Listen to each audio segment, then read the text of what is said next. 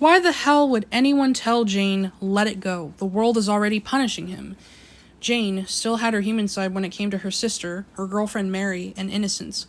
But she always remembered, even when she was filled with the liquid hate, that she would hurt and ultimately kill anyone who hurt those she loved. Fuck karma. Fuck what goes around comes around. Put on her list. People that needed to be wiped off the face of the earth forever. Rapists, child molesters, adulterers, gangbangers, anyone she saw that needed to be liquidated. Besides, from Jane's point of view, death can grant you a gentle, peaceful departure, or it can make you its bitch. Jane took no pleasure in seeing anyone die a peaceful death. She wanted to see her victims suffer. She preferred violent deaths. She preferred to see anyone she's killing be tortured and screaming out in pain.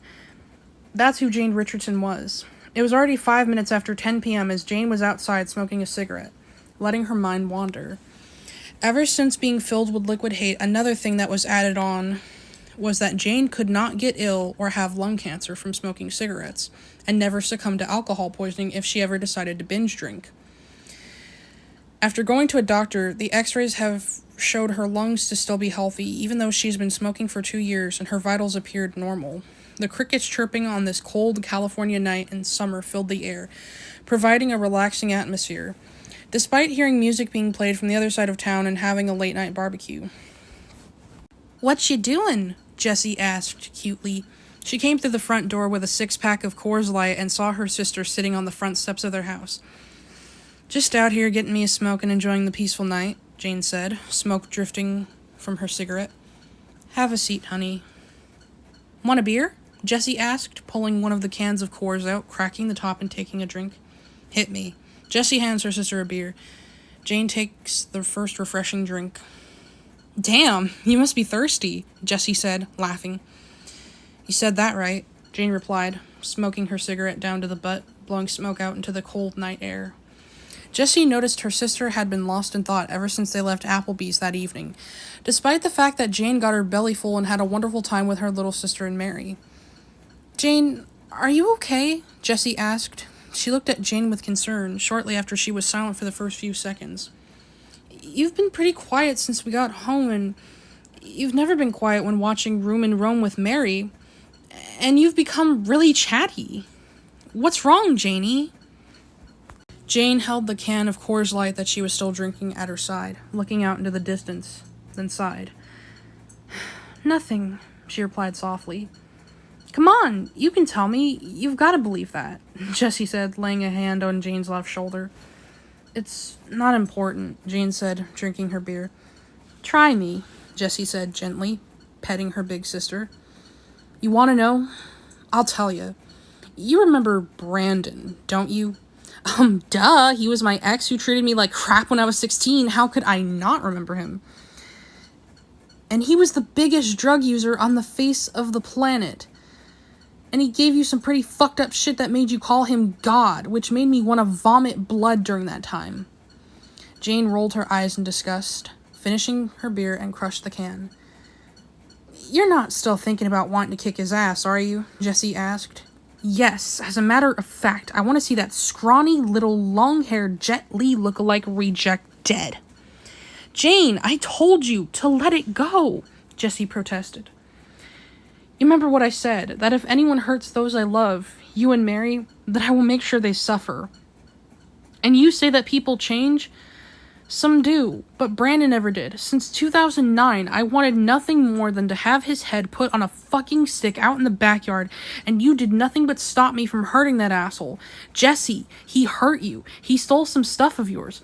He took your virginity, sadly, and that son of a bitch had the nerve to say he was sorry and asked you for your forgiveness. In case you haven't been keeping score, little sis, he took money from Mary and stole a car of hers she got from Bob Dunn Ford in the Carolinas when me and her were vacationing together. Fortunately, Brandon didn't steal my car. I know, Jane, but I just don't want you to do anything you're going to regret later." Mary overheard the conversation as she was watching TV. "Is everything okay out there?" Mary asked, sitting beside Jane. "I was discussing with Jessie here about how her ex-piece of trailer park trash boyfriend Brandon fucked her over, and now he's in for a long overdue slaughter," Jane said bitterly. Jane, you know that I've killed at least 5 people, but you killed close to well over 280 people since 2008. I don't want you to make Brandon number 281. I'm sorry, but I have to make sure he's out of the picture completely. Even Mary wanted to kick his ass. Why the hell do you still care about him anyway? Jane asked, outraged. I don't know. I still believe that he will change and that he was sincere in his apology on Facebook. I guess I don't know. Jessie hesitated, her face forming a sad, innocent little girl look. Mary wrapped her arms around Jane, calming her down, kissing her on her neck and lips. She whispered softly in Jane's ear, I say kill him. Are you okay, Janie? Jessie asked, sympathetically. Yeah, Jane sighed. I'm okay. Come here, Jessie said in a childlike voice, opening her arms to Jane, hugging her. I don't like seeing your grouchies. I love you. I love you too, Jane replied, trying unsuccessfully not to cry. Jessie and Mary both held Jane. Jane's tears dried up when she felt the love of her sister flowing through her, and being at peace with her lover Mary, love of family, and love of a girlfriend. Mary loved Jane with all her heart and soul, despite the fact that Jane left her in wake multitudes of butchered people that needed to be erased from existence. Jessie still loved her big sister, even though she was a hate-filled vigilante. Jane was locked away in the arms of her lover Mary, whom was sleeping soundly. Jane was fully naked and fast asleep too. The girls knew that after having sex, it would help you sleep better at night. Mary's right hand was resting on Jane's silky raven black hair, while the other was on her back, as they lay together in a loving embrace. Jane also loved to smell Mary after she got out of the shower and sprayed herself with a body spray that smelled of apples and autumn harvest. It was really intoxicating, yet soothing. Jane thought she was not going to be having any dreams tonight, but deep into the night, her dreams started to come true. She was in her childhood home. Everything was there just as she remembered it, still beautiful and fully furnished, as if she had just moved in with her family. Jane was fully clothed, wearing her black hip-hugging jeans, lace-up boots, black hoodie, everything. She emerged from a room that started off as hers and Mary's room, but it turned out to be a bedroom that she shared with her sister, Jessie. Daylight filled the house. The sound of birds singing added a little bit of comfort to the somewhat dreary dream she was having. Jane was suspicious as to what was going on. She was able to dream lucidly and control whatever she was dreaming about, but this one, she had no control over it. A young 20-something male voice called out to Jane, teasingly, taunting her. Hey, painkiller Jane, you know your sister liked it when I gave it to her, the voice said. The voice belonged to Jessie's loathsome ex, Brandon. He continued to provoke her. I just split the little bitch in two, and by that time she was begging for more. She liked the drugs that I gave her, too, Brandon said, laughing in a taunting manner. Jane, now enraged, pulled out one of her machetes and approached from behind the chair in the living room of her home. The person seated in the chair had long hair, just like Brandon, but she could not see his face. You move, and I'll cut your fucking head off, Jane said in a threatening whisper. She went around the chair to see who it was. Mom? What are you doing here? It was Jane's mother, Paula. I live here now, baby love, Paula said. Her voice was soft, spoken, and gentle. Jane sheathed her machete, approached her mother. Mom, Jane said, almost at a loss for words. Paula held her child, who was now weeping. Don't cry, honey. Mommy's here. Mommy's here. Me and Jessie miss you, Jane said, drying the tears from her eyes. I miss you too, dear. Your daddy and I are doing okay. We're watching over you every day. Jane smiled a soft smile. Paula got up out of the chair, all around her. Jane saw that this was her mother's personal heaven. I know you are. Jessie knows it too. Come outside. Daddy wants to see you. Jane followed her mother through the patio door to see her father lounging in a pool chair. Daddy! Jane said, happily, giving her father a hug. He was covered in suntan lotion. Jane got some on her black hoodie, but she didn't care. Bruce picked his daughter up as they hugged, and he gave her a kiss on the forehead. Janie, sweetie, he said cheerfully. We heard that your sister still won't let go of her ex, Paula said, soaking her feet in the pool as her husband took a refreshing dip in the pool. I talked to her about it this evening, and she still has feelings for that piece of shit. I mean, look at what he's done to her, Jane said, fuming. You know, your daddy has seen some crazy stuff during Desert Storm, and I can understand how much you want to take Brandon out of the picture, Jane, Bruce said, resting his arms at the edge of the pool. You do? Jane asked. Bruce was a soldier who fought during the Desert Storm, and him being a former Green Beret in the Persian Gulf, he understood that the hatred Jane had for Brandon wanted nothing more than to see him buried 6 feet under. Of course, honey. Remember what I told you. Kick ass now, forgive later, Bruce replied. But Jesse keeps preventing me from getting the job done. Sometimes pacifism isn't the answer, baby girl, Paula said. That's what I keep telling Jesse, so you really think I should? Forgiving others for what they've done to you or your friends and family is never easy, but if you really and truly want to make them suffer as much as they've made your poor sister suffer, you have no other choice. As far as Brandon is concerned, I want that motherfucker dead! Kill him, Bruce screamed. Jane woke up in a cold sweat, gasping. Baby, are you alright? Mary asked in concern. Yeah, it was just a stupid-ass dream, Jane replied, wiping the sweat from her face and the droplets that formed on her breasts. I'm gonna hunt that son of a bitch down and destroy him once and for all. Jessie came in after hearing her sister gasping, still wearing her bra and panties. What's wrong? Your sister just had a bad dream. That's all, sweetie, Mary said. Jessie knew her sister was naked and didn't bother to cover her breasts up when she came in, but Jessie didn't care. This was her sister. She's gotten used to seeing her big sister naked when they were children, so it was nothing new. Janie, you okay? Jessie asked, sweetly, brushing her sister's hair out of her eyes that was matted to her head by sweat. Yeah, I'm fine. Don't worry about me, love, Jane said, reassuring her sister. I have to. You're my sister, silly, Jessie said softly, giving her naked sister a hug. Jessie sat beside her sister, with Mary under the blanket which covered her breasts. What did you dream about? Jessie asked, being soft-spoken. Mom and Dad visited me in my dreams, and Dad suggested I put Brandon out of his misery. Dad suggested that? Yes, he did, Jane said. He and Mom didn't like the way Brandon was treating you either. Dad wants Brandon in the obituaries. Man, you really want to kill Brandon, don't you? Well, I sure as shit ain't waiting for him to die of natural causes. But what if he has really changed? Jessie asked. Don't count on it, Jess. I've been waiting for over several fucking years to knock his teeth out and pound him into dust. He's treated you like shit, stole Mary's car, and I can't let him get off the hook that easy. So no, the scrawny little dipshit hasn't changed at all. He's done this to a lot of other women over the years. Not just to you, but to everyone. But I don't want you on the path of hate, Jessie commented. Honey, you're forgetting I'm full of liquid hate. The only path that Brandon is taking is loaded in the back of a hearse. Jessie, I love you, but this pacifism bullshit is really getting old. Jessie left the room, not responding, but she did turn back to her sister. Jane? Yes? Kill him. The next morning, Jane packed a few things she needed on her search and destroy trip as far as Brandon was concerned. She had purchased plane tickets to Potter's Bluff, Rhode Island. That's where Brandon lived. After kissing Mary goodbye and giving Jessie a hug, Jane got into the cab she called the day before yesterday and headed for the airport. The cabbie up front was not at all freaked out by Jane.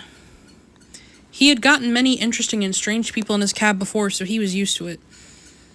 He was a young man who spoke with a British accent. He had red hair and a shirt of Green Day on it, on the front.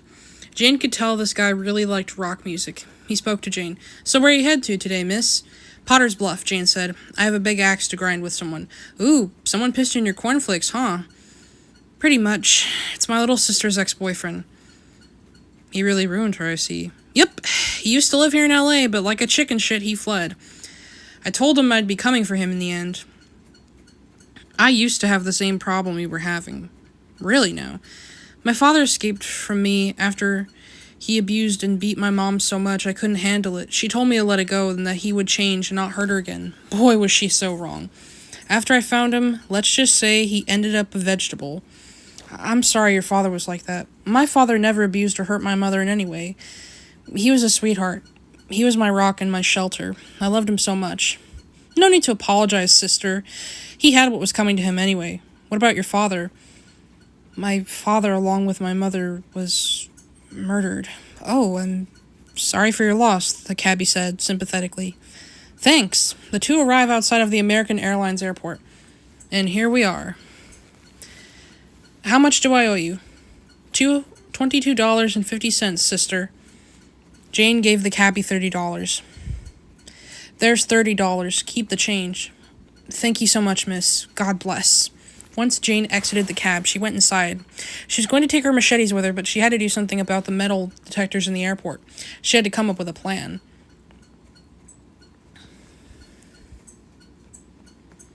Jane went to the ladies' room and hid her bags in a stall where nobody would ever find them.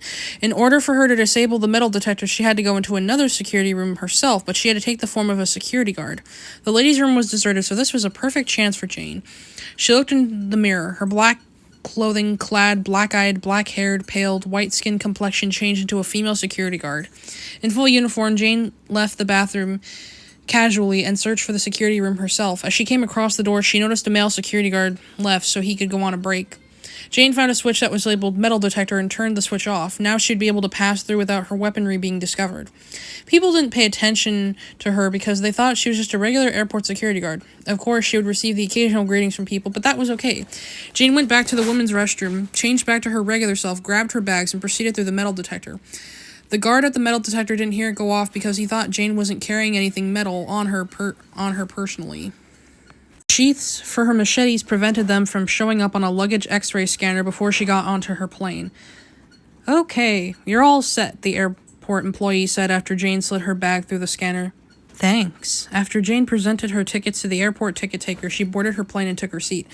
A cheerful, friendly stewardess approached Jane, who was making herself comfortable. It was still morning and Jane didn't have any breakfast. She figured a couple of honey buns and a cup of coffee would fill her up just fine. Hello, miss. Anything I can do for you? The stewardess asked. She was about the same age as Jessie was, but with bright blonde hair. Can I have a large cup of coffee and a couple of honey buns, please? I haven't had anything for breakfast since I left my house this morning. We do have some nice hot cinnamon buns, the stewardess replied. Even better, Jane said, smiling. The stewardess headed back to the cabin to get Jane her cinnamon buns and coffee. If there was one thing Jane liked more than cinnamon buns, it was cinnamon buns with extra icing. After 5 minutes, Jane got her cinnamon buns and coffee. There you go, ma'am, the stewardess said. Thank you. Jane takes a sip of the coffee. Man, this is good. What kind of coffee is this? Seattle's best, of course. Well, I love it, Jane smiled. My name is Simone, and if you need anything, just buzz me, Simone said, cheerfully. Will do, doll. On through the night, the passengers on board American Airlines flight number 976 were fast asleep.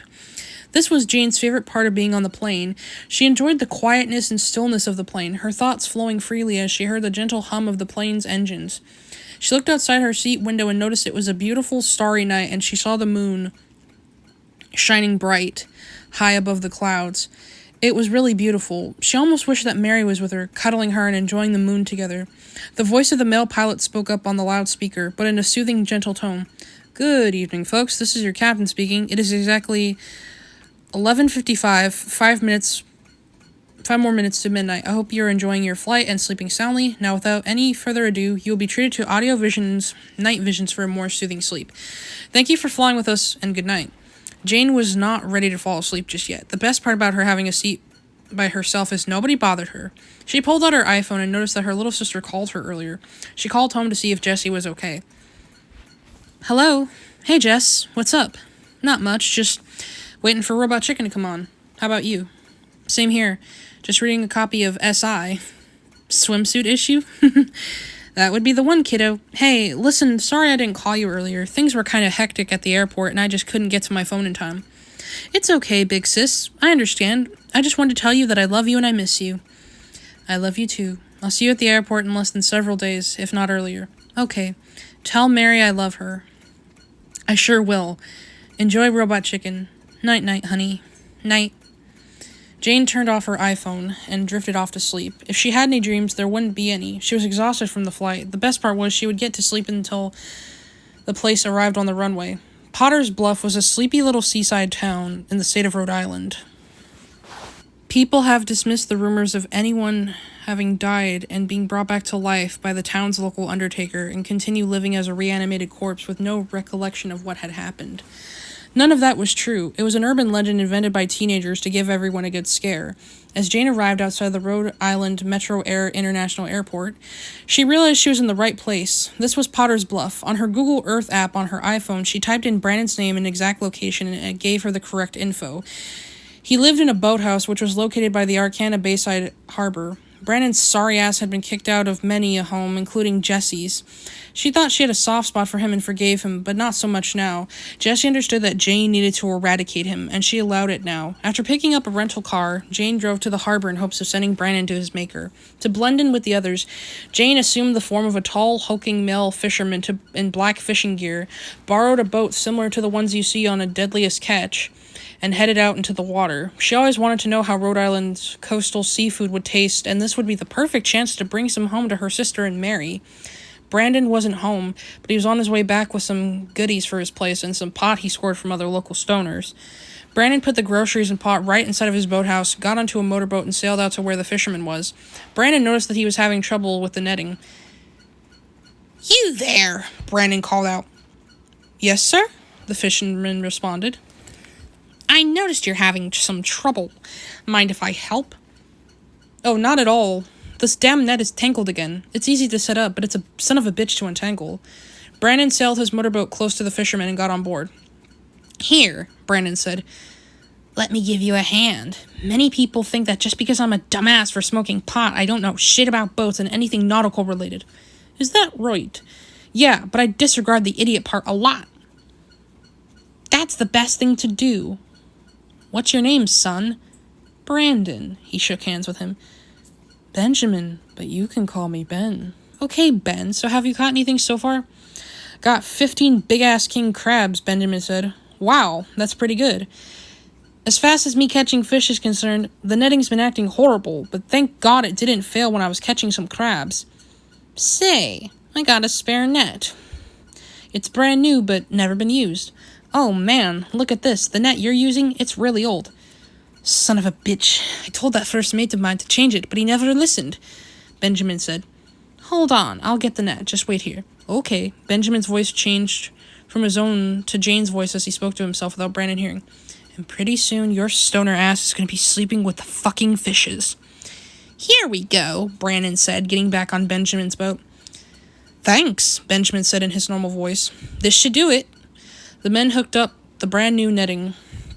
Brandon assured Benjamin that the new netting would not tangle just like the old one he had, and that he would be able to catch more fish with this one. After random chatter and showing Brandon around on his vessel, Brandon decided to invite the fisherman back to his place for some seafood and a few beers. Benjamin kindly accepted the offer and followed Brandon after returning the boat back to the harbor. He put the crabs on ice and boxed them up. "Man, I've been trying to get jumbo shrimp for ages. Where did you get these?" Benjamin asked, sampling a few that Brandon fixed as part of their dinner. "They're really hard to find this time of year. You really have to go far out on the other side of the harbor to get these," Brandon replied. "I think you put the Gorton's fishermen to shame, son," Benjamin said, laughing heartily. The two men began to kill a 24-pack of Miller High Life and began chatting of random things. "So people mistake you for the fisherman from I Know What You Did Last Summer?" Brandon asked, now feeling a buzz. "Yeah, that seems to happen to me from time to time, even when I'm out on the waters. People get scared of me, but I assured them that I'm only wearing black at night to keep myself warm from the cold, chilly water." "Those waters can get cold when it's storming outside." "We're expected to have heavy rain later tonight, but right now it's perfect," Brandon said, finishing up his beer. "I just want to ask you a question, if I may, Brandon." "What's that?" "Oh, it's nothing important. Just on your favorite subject. Port." I don't mind talking about that," Brandon said. "How do you often smoke it? Do you smoke it for medical purposes or something?" "Well, it helps me out with my depression and anxiety and keeps me sober-minded," Brandon replied. "That's always a good thing as far as payment is concerned." "How do you afford it?" "One time, now, don't tell anyone I told you this. One time, I took the money from this girl who was an old friend of mine. I took the money she had saved toward payment on a car she got at Bob Dunn Ford in Greensboro. Oh, I'm from North Carolina originally. Anyway, I must have been totally fucked up during the time. I wasn't even thinking straight. I took my friend's money, spent it all on my habit, and I took her car as well. Were you dating anyone during that time? Benjamin asked, cocking an eyebrow. Oh yeah, I was. What was her name? Jessie. I got her hooked on some of my shit as well. She was really sweet, I can tell you that much. Mind if I lock the door? To keep anyone from bothering us while we get drunk? Don't want anyone thinking there are a couple of dead guys inside a boathouse. Benjamin said, laughing. I forgot about that. Sure, go ahead. So, her name was Jessie, eh? Ah, really sweet little lass. I bet she was your first, huh? Brandon was in the bathroom taking a piss from all the beer he had been having. Taking her virginity felt pretty good, actually. I sleep better at night knowing that I didn't give her an STD. I do know how to use condoms. Protection's always good, but there's one thing you forgot, Benjamin said. What? There is no protection from me, sweetie, Benjamin said, his voice now changing into Jane's voice. The towering, hulking frame disappeared to reveal the luscious, sensual curves of Jane the Killer, who was standing at the door. Who the hell are you? Brandon asked. And where did that other guy go? Oh, no need to worry about the fisherman, dearie. He's indisposed at the moment. How did you get in here? Remember me, Brandon? Most importantly, do you remember Jessie? Jane asked. What about her? She's my little sister. She's been preventing me from hunting you down and gutting you like a fucking fish. Do you remember, Brandon? Do you remember giving her a date rape drug just so she wouldn't object to you doing her? It was around that time I was trying to get into a black metal band that both of your loser friends were trying to put together. But all they did was screw every single person out of their money every chance they got. Oh, that's right, you don't remember because you're a goddamn fucking stoner loser who fried all his damn brain cells. Well, let me refresh your memory. I was the girl with the ice blue eyes that saw you when Jessie introduced me to you. This was before my parents died. You were fucking rude to my parents. You didn't bother introducing yourself because you preferred to have your grungy, greasy, pot-smoking ass shrouded by your hoodie. A fucking audio mixer for a short-lived band. Had no clue that he drugged my sister and essentially raped her. How long were you going to keep this from your family? Until they died? Or until you were on your deathbed, Brandon? There was a dream girl you had lost in California. There's also a guy who I spoke to on SMN Live Messenger who still wants to kick your sorry ass, but I'm going to save him the trouble and make you give up the ghost. Goodbye, Brandon. Jane pulled out one of her machetes and made a beeline at Brandon, but Brandon grabbed a lamp that was plugged in and smashed it over Jane's head, an act that would have injured and killed a normal woman. Brandon tackled and began strangling Jane, who now turned the tables on him and began choking him, her doll-like hands acting as a vice around his neck. Brandon kicked Jane off him and tried to make an escape for the door, but Jane caught him and slashed his Achilles tendon, preventing him from walking and causing him to limp. Seeing he was unable to run, Brandon fell down, barely able to walk, causing Jane to take one of her machetes and stabbing him multiple times until he was dismembered. That was for my little sister. Fuck you and die, Jane said angrily. She went to the bathroom and washed the blood off her face and cleaned her bloody machete.